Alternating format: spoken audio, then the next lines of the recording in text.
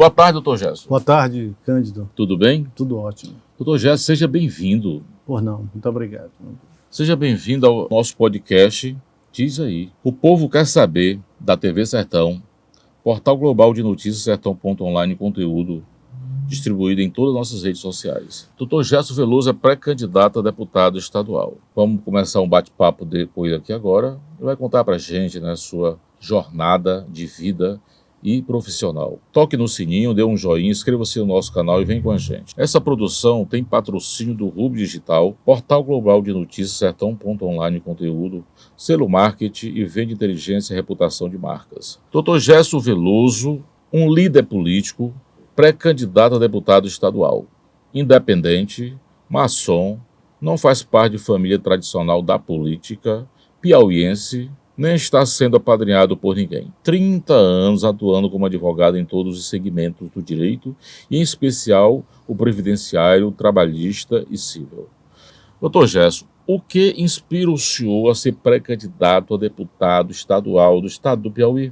Cândido, na verdade, sempre, desde criança, eu tive essa intenção de participar da política.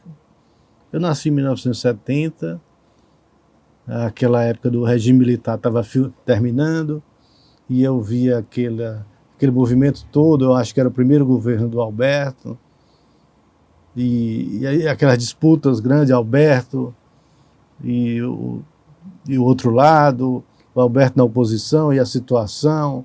E eu acho que desde criança, assistindo aquilo, de alguma forma, eu tomei que aquilo era muito importante, que aquilo... se todo mundo estava falando a respeito daquilo, aquilo tinha uma importância. Então, como toda criança, ela quer fazer alguma coisa importante, ela quer participar. Então, daí surgiu esse meu interesse. Intelectual, amigo, gosta de biografias, de viajar, piauiense, teresinense da Zona Sul, 52 anos, nasceu em 29 de março de 1970. Morou fora do estado e do país, solteiro, filho do seu Antônio e da senhora Maria, ambos bancários, seus pais, irmão do Jorge, do Germani e da Jeane.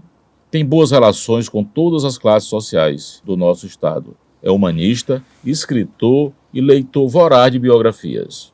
É isso mesmo? Sim, é isso mesmo. Doutor Gerson, conte pra gente um pouco da sua história. Como você bem falou, eu sou da Zona Sul, ali da Capelinha de Palha, como a gente chama, né? No bairro Nossa Senhora das Graças. E de lá eu saía a pé, criança, eu ia para a minha escola. Primeiro fui para o INEC. INEC, que é hoje aqui já chegando no Pão de Açúcar da Avenida Frei Serafim. E lá eu estudei até a quarta série. Depois do INEC, nós fomos para o Colégio Diocesano, a partir do 5º ano. E lá também eu saí de casa, ali na Zona Sul, a pé, de manhã cedo, ia para a escola. E na escola a gente conhece os amigos, conhece as classes sociais, conhece tudo, né? E esses amigos da escola são amigos que você ainda encontra hoje, não é? E a gente troca um sorriso por aí. A gente, com o nosso colega de 10 anos, 12 anos de idade, a gente se encontra por aí, só troca sorriso, às vezes porque não tem mais aproximação, mas conhece muito bem, não é? O nosso colega de infância, a gente se conhece bem. E daí fui para a faculdade, escolhi o direito, porque tinha uma pessoa da minha família que já era advogado, e tudo a gente faz pela admiração. E esse meu tio, que era o Dr. Manuel Lopes Veloso, que a gente desenvolveu essa admiração, esse respeito que ele passava dentro da própria família dele, essa importância também inspira a gente a fazer isso, né? A fazer o direito. E nós escolhi a faculdade de Direito, já que a gente teve possibilidade de fazer uma boa escola no Diocesano, de ter uma opção, então fomos fazer o direito. Na faculdade nós sofremos particularmente, eu e a minha turma, porque havia muitas greves. Naquela época já tinha greve. Foram 4 anos e meio, mas teve umas 2 greves imensas aí de quase 1 ano parado de faculdade. E a turma ficava naquela tensão da greve, vamos terminar, vamos botar logo muita disciplina para terminar. E eu não era nem tanto a favor disso. Eu acredito que a gente tinha que fazer o curso mais lentamente e melhor. Mas o certo é que a gente não queria mais esperar. A última greve começou em março de 91, terminou em novembro de 91. Foi quase um ano todo nós parados. Então, quando voltou em novembro, não, vamos encerrar logo. Isso aqui vai ser o nosso último período, terminamos ali. E já no começo de 92 já estávamos formados em Direito. E em 92, em fevereiro, eu já tirei a minha carteirinha da OAB. E de lá para cá, como advogado, né? Nossa profissão como advogado. Não fiquei só na advocacia, como que você bem falou, eu procurei fazer muitos cursos. Eu vi que se eu me acomodar só trabalhando ali como advogado, poderia até dar tudo certo, mas eu teria perdido o meu tempo, a minha vida e meus anos sem aprender outras coisas. Daí eu aproveitei do que eu ganhava na advocacia, comecei a investir em cursos, né? E fui para São Paulo, passei ao todo lá, acho que uns 5 ou 6 anos, totalmente a minhas custas. Nem lá eu trabalhava e nem aqui eu trabalhava. Eu fui com as minhas economias para lá e aluguei um apartamento, aluguei um local, pagava a escola e estudava. Temporariamente voltava a Teresina para ver como é que estavam as coisas. Mas nós fizemos esse investimento. Cheguei aí também para fora, para ter uma visão das coisas. E é muito importante ter essa visão. Principalmente quando você está numa idade de 20 ou 30 anos, é bom ter essa visão do mundo. Em relação à política, cheguei a ser candidato em 2006, a deputado estadual. Foi uma luta muito grande, nós viajamos o que pudemos viajar. Nós tivemos, no geral, uma votação razoavelmente pequena para ganhar. Mas o interessante da nossa votação é que era bem distribuída. Você saiu muito bem, né? Foi bem distribuída. Em quase 90 municípios nós tivemos votos. Poucos votos em cada lugar, outros mais, outros menos, mas bem distribuído. Se você for ver esses deputados de hoje, eles são todos deputados de uma região. Os votos deles não são pulverizados.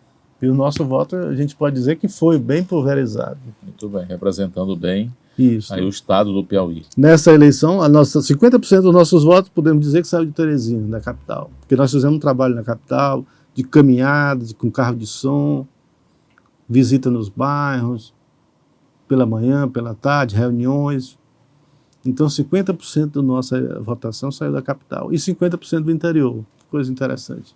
O seu tio, o advogado Manuel Lopes Veloso, seu grande influenciador e referência de valores, foi candidato a deputado federal e a senador da República na época, pelo MDB, na década de 70. Conta pra gente como é que foi esse influenciador na sua vida, essa referência de valor. Um ponto muito importante para você. Ele influenciou muito. Muita coisa ele influenciou. Porque o tio Manuel, eu diria que ele tinha 3 atuações muito fortes. Ele tinha atuação como advogado, ele era um bom advogado, muito ético. Ele tinha atuação na política, que ele sempre ajudou na política, era advogado do MDB, sempre estava prestando assessoria, defendendo o partido, fazendo advocacia eleitoral. E ele dizia que, quando ele começou na Justiça Eleitoral no Piauí, a Justiça Eleitoral eram as salas. Não tinha tribunal eleitoral, não tinha fórum da Justiça Eleitoral. Não, a Justiça Eleitoral toda no Piauí se resumia a uma sala com a máquina de datilografia e o juiz ali, e se algum advogado tinha alguma coisa a reclamar, ia lá e às vezes batia logo a máquina ali. Era a Justiça Eleitoral do Piauí. Em 1960, e ele tinha essa atuação, né? Ele também, como eu ia dizendo, ele era advogado, ele era político na medida que ele foi candidato, como você bem citou na sua pergunta, a deputado e a senador, e também tinha essa atuação nas áreas assistenciais, de Rotary, Lions, que ele gostava muito também. E ele chegou a ser senador, ou a candidato a senador e a deputado. Claro que eu estava nascendo nessa época, né? Não vi as eleições dele, mas os reflexos eu vi durante toda a minha vida, né? Ele, como advogado, ele sempre dizia, a gente entra na política uma vez, nunca sai, porque sempre alguém ia visitar ele, se referia à eleição que ele participou. Se animar de novo. Não é? Mas eu acho que na vida dele talvez tenha sido um momento especial, né? Que ele se candidatou. Não dizendo que ele não tinha mérito de se candidatar, ele tinha todo o mérito, né? Mas eu acho que ele marcou posição. Ele queria ensinar o que era a política, né? Que a política tinha situação e tinha oposição. Eu acho que era essa a mensagem que ele queria passar. Que não podia ser todo mundo na situação. Nunca poderia ser. Sempre tinha que ter o outro lado. Eu acho que ele queria fazer esse contraponto e mostrar que tinha um outro lado. Interessante, né? Então eu acho que era essa lição de civismo que ele queria dar nisso aí. Porque todo mundo falava em eleição, todo mundo corria por quem estava no poder. Mas não ia funcionar nunca uma política assim, não é? Não ia, cadê a dialética? Cadê a discussão? A disputa? Cadê a cobrança? Então eu acho que para dar essa lição de civismo até, ele foi para se candidatar pela oposição, fora das proteções, da situação e etc. Eu acho que ele queria criar esse debate, queria mostrar que há um ambiente para a sociedade aí, né? Que política não é só o Estado, a política é sociedade. Como foi sua infância? Suas brincadeiras? Não é? Você tinha algum apelido? A minha infância foi ótima, foi ótima. Agora, cada um tem a sua personalidade, o seu temperamento desde cedo, né? Claro, toda criança gostava de futebol, e eu também era envolvido junto com o irmão, com o primo, com o amigo, e principalmente em férias, a gente sempre passava 50% ou 60% do dia jogando futebol. E depois uma parte na televisão, que todo mundo era vidrado em televisão, tinha Sítio do Pica-Pau Amarelo, como diz a história, né? Sítio do Pica-Pau Amarelo. Mas aí, em relação ao temperamento, coisa muito arriscada, eu já não gostava. Talvez esse meu temperamento muito ponderado. Por exemplo, ir para a piscina, pular de um trampolim de 10 metros de altura, eu já ficava com receio. Eu digo, não é para mim. E assim a gente foi indo, né? Como lhe chamavam? Eu não tinha apelido na infância. Né?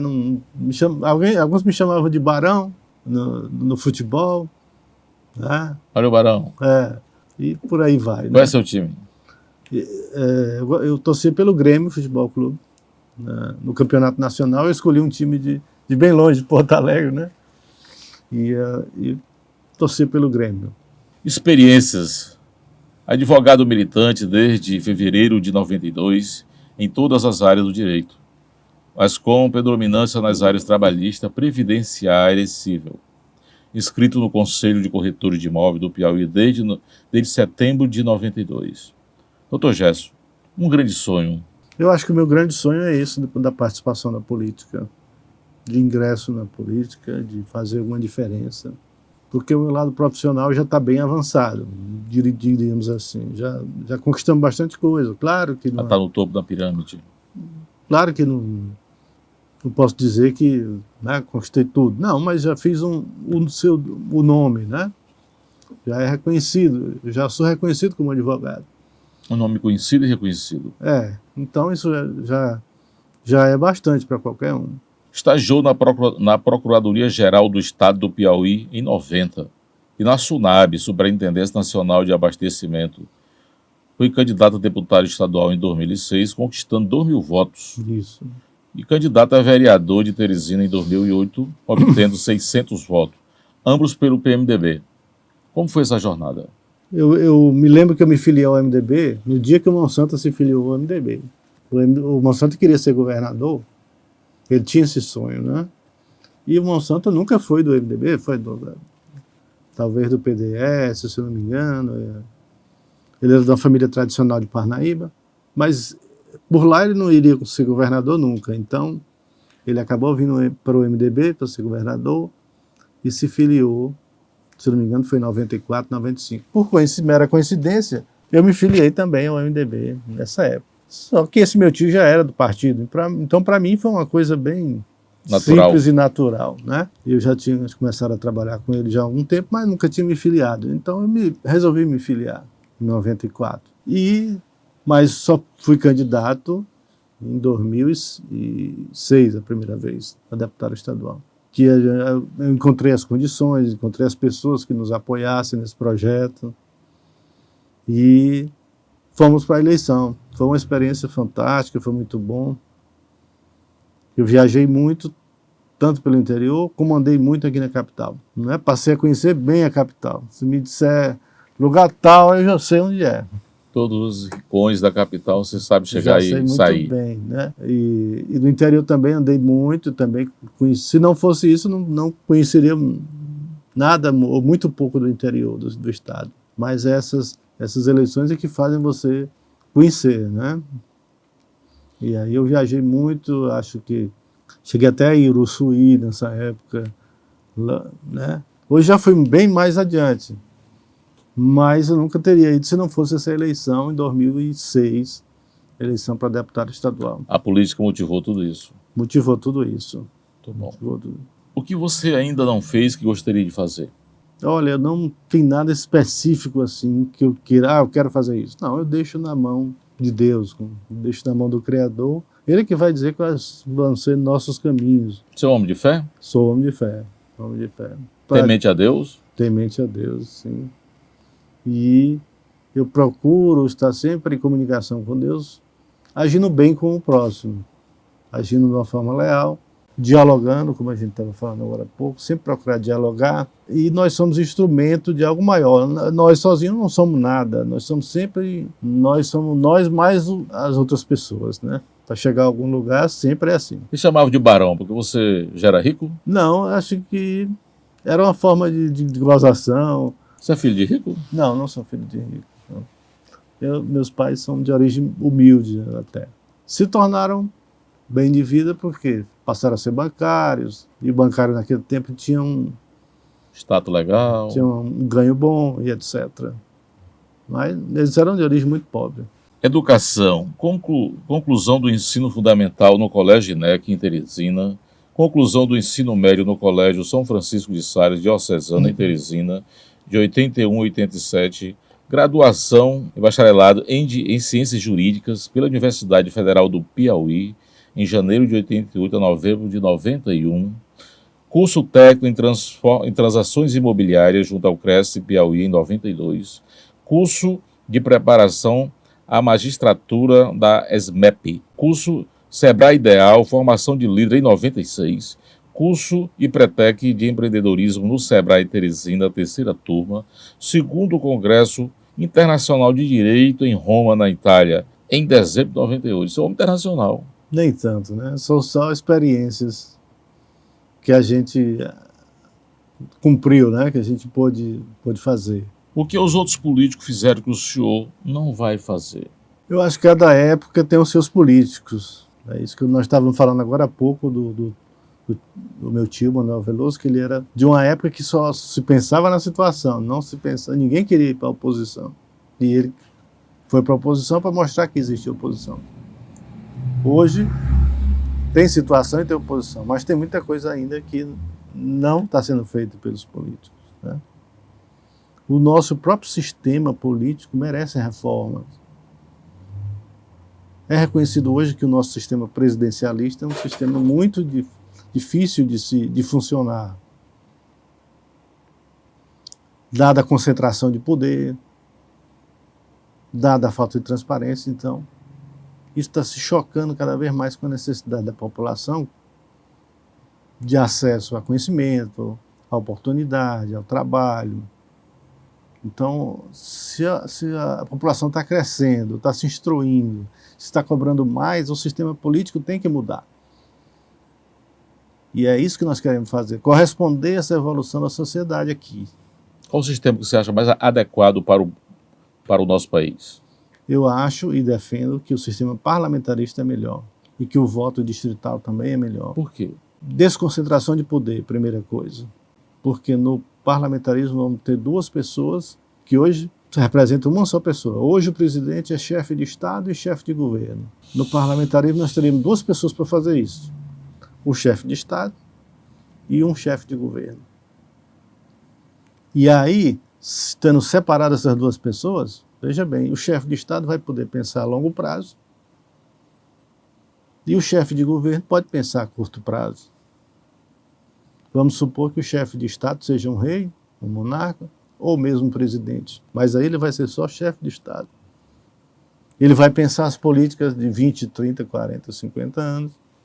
Ele vai ver se o rumo que o país está tomando vai dar um resultado dentro de no longo prazo, qual vai ser esse resultado. E ele vai fiscalizar essa questão do longo prazo. E o chefe do governo fiscaliza ali e cumpre seus 5 anos, que hoje, né, hoje o mandato normal e regular são 4, 5 anos. E veja bem que prejuízo hoje. Hoje o presidente, ele está governando, ele é chefe de Estado e é chefe de governo, está fazendo 2 tarefas. Mas ele tem um mandato de 5 anos, e terminado aquele mandato, ele vai ser cobrado pelo aquele mandato de 5 anos. Então, é claro que ele está pensando naqueles 5 anos, deixar aqueles 5 anos todo justificado, todo regular, para que depois ele não vá responder nada daquele mandato de 5 anos. Então ele está colocando em segundo plano o longo prazo, não está? Ele não está pensando no longo prazo. Ele está pensando nos 5 anos. E como é o caso agora, ele está pensando nos 5 anos e na reeleição para mais 5 anos. É o que ele está pensando. E na guerra política. Então ele não está pensando no longo prazo. Ele não está vendo se uma política de educação hoje vai servir para daqui a 30 anos. Então, no parlamentarismo, essa divisão de função beneficia a população. Mas não seria mais caro, tendo um que governa e o outro que manda? Não terminar sendo 2 estruturas muito grandes? Não, é engano nosso, não precisa. Um presidente precisa de um palácio, não precisa. Um presidente ou um monarca, seja lá de uma família real, ela tem uma cota, ou se for um presidente, tem uma cota de gastos, pronto. Ele não vai ser poderoso de acordo com o dinheiro que ele movimenta, não. É questão do cargo, né? Entendi. É questão institucional. Se você for ver o que se gasta hoje nesse sistema atual, é muito mais. Muito mais. Você vê que hoje os ex-presidentes todos têm pensão, têm funcionário à disposição, têm carro pago pelo Estado. Os ex-presidentes estão vivos aí. É verdade. Sarney, Collor. Todos eles. Então está tendo uma despesa muito grande. Os prefeitos. E você vê hoje como se gasta muito a República e essa situação hoje. Criado o fundo partidário e o fundo eleitoral. Quer dizer, outra monstruosidade, 6 bilhões para gastar com isso em eleição. E aí eu continuo criticando esse sistema, né? E quem está lá, será que vai sair? Será que vai ser fácil substituir esses que estão lá para botar outros? Vai ser muito difícil. Se ele está lá já, e se ele já vai ter um fundo para ele gastar na eleição, e como ele é do partido, ele vai dirigir esse fundo. Será que ele vai ser fácil trocar esse deputado, esse senador? Não vai ser fácil. Porque se antes ele gastava até o dinheiro dele na eleição, vamos dizer assim, para poder se manter, hoje nem na eleição ele não gasta mais o dinheiro dele, já é o dinheiro do Estado. Então, da nação, não é? Então veja como esse sistema está tendendo cada vez mais a concentrar poder. E gastar mais. E gastar mais. Promoção do IDEB e do Bureau Jurídico. Pós-graduação em Administração de Empresa e Marketing em Teresina, convênio com o Instituto de Estudos Empresariais do Rio de Janeiro a dezembro de 98. Curso na Business English, na Francis King School, em Londres, Reino Unido, em julho de 2000. Pós-graduação em Extensão de Administração de Empresas na Fundação Getúlio Vargas, na cidade de São Paulo, de agosto a dezembro de 2021. Doutor Gerson, um hobby? O meu hobby, eu acho que é leitura mesmo. Olha, eu penso assim, eu penso que leitura é como comida, como, né? Cada um gosta da sua comida específica e tem que saber comer aquilo e pouca coisa, e saborosa, e saboreando. Eu acho que... Você gosta de comer? Gosto. Você também. come bem? Não sou de comer muito, mas o que eu quis dizer em relação ao livro, você chega numa festa, tem opções imensas de comida, né? Só coisa boa. É impossível você comer tudo. Como disse, é impossível você saber tudo, é impossível você ler tudo. Então você tem que ir para aquela coisa que você gosta, que tem uma certa afinidade com você. Tá? Seu prato preferido? Eu como coisas básicas, né? Outro dia estava comendo favas, né? Uma coisa tão nossa. Uma galinha frita, uma Maria Isabel, sim, uma paçoca pisada no sim, pilão, sim. a cajuína, a nossa cajuína. Uhum. Seminário Internacional da Business Estratégia em Global Investimentos. No IBMEC São Paulo School, em São Paulo, julho de 2003. Seminário Internacional na Meta de Inflação. Uhum. Desafios e requisitos. No IBMEC Business School, em São Paulo, agosto de 2003. Isso. Pós-graduado em Extensão e Administração na Business School, São Paulo, março e agosto de 2002. Isso. Pós-graduado em Master Business em Administração Geral no IBMEC São Paulo, Instituto ISPEN, em São Paulo, conclusão em março de 2005. Você é um homem preparado. Sim, eu acho que, como eu disse agora há pouco, a gente não conhece tudo, mas o fato de ter ido para lá, nessas escolas, nos deu uma visão do que é o mundo moderno, do que é o mundo hoje, né? Porque a gente vive aqui, nós vivemos um pouco afastado do centro de tudo, das decisões, do centro das finanças. Então, ter ido para lá foi muito interessante. E adquirir conhecimento também de economia foi muito interessante, porque a minha área é direito. Mas fazendo esses cursos, eu pude estudar muito economia, muito finanças. Você gosta de matemática? Nunca foi o meu forte, mas eu fico na média. Para você ter uma ideia, quando eu fui fazer vestibular, a minha nota nos 4 dias sempre foi 40, 42, 40, 42, quer dizer, seja matemática, seja química, seja português, linguagem, sempre naquela média de 40 pontos no vestibular, quer dizer, parece que o máximo era 60 ou 55. Então sempre ficava nos 40. Então eu não tenho preferência por matemática, mas eu fico na média. Mas manda bem finanças. Dá pra gente entender. Gestão. Porque a matemática sempre ela tem uma lógica por trás, né? Então você, quando vai fazer esse curso, você estuda bem a lógica, você vai saber bem a matemática. Claro que tem horas que vai exigir coisas mais profundas na matemática, cálculo, coisa de engenheiro mesmo. Mas você não precisa se aprofundar só no cálculo. Você pega a lógica das coisas. Sabe usar aquela calculadora cheia de teclado? A calculadora financeira a gente já sabe, mas aquela já científica, já é específica para os engenheiros, né? Entendi, é verdade. O fato de ser jovem é uma vantagem competitiva considerando o tamanho do território piauiense que deve ser percorrido, doutor Gerson? As coisas mudaram, né? Entrou tanta coisa nova aí, né? As facilidades de comunicação hoje. E ninguém antes da pandemia fazia teleconferência. Hoje se faz teleconferência para tudo, não é? Você vai usar bastante essa ferramenta de lives para interagir com o seu eleitorado? Não era a minha preferência. Eu gostaria mesmo de estar presente. Corpo a corpo. Corpo a corpo. Olho no olho, um por um. Sim, eu acho que isso é gastando sola de sapato. Isso. Você gosta desse contato com o povo? Eu gosto, com certeza.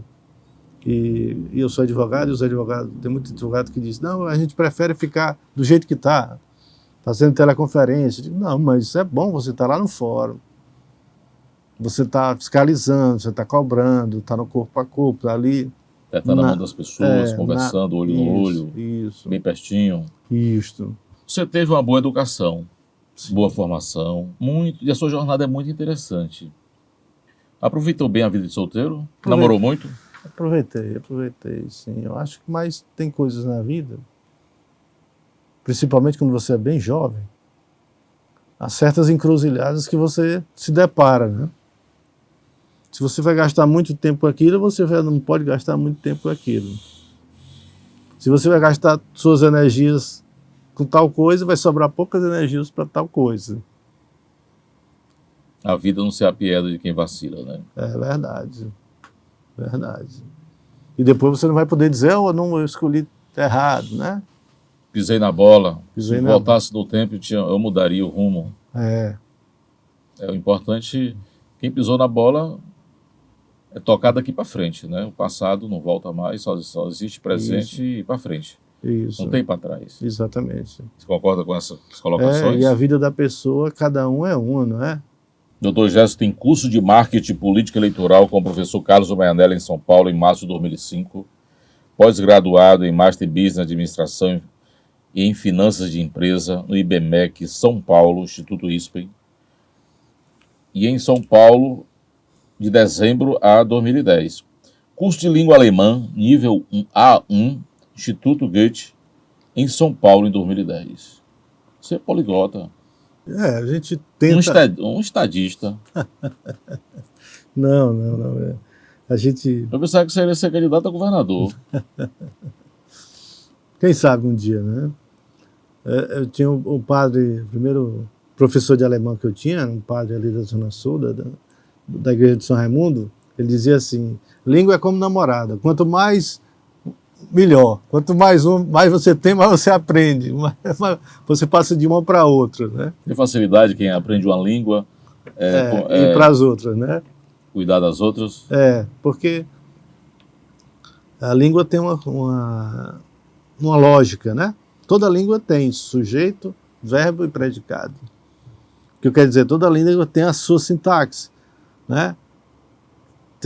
Então você entendendo a lógica da língua, você já vai... Se você já aprendeu uma língua, uma determinada lógica, aí você vai começar a estudar outra, você entende a lógica da outra, pronto, aí você já sabe como desenrola. Aquela outra já vai também. Você fala melhor português, alemão ou inglês? Claro que é português, né? Tem força da profissão. Claro. Eu não sou tão fluente. Alemão eu sou o básico. Em inglês eu sou intermediário e, claro, eu falo bem a minha língua nativa. O Piauí está conectado à internet, segundo o governo do estado. Devemos ter 5G até o meio desse ano. Metaverso começa a bombar. E já estava aí há mais de 30, mas começamos a prestar atenção nisso agora. Não é? Esses movimentos tecnológicos podem potencializar ou reduzir os esforços dessa campanha eleitoral?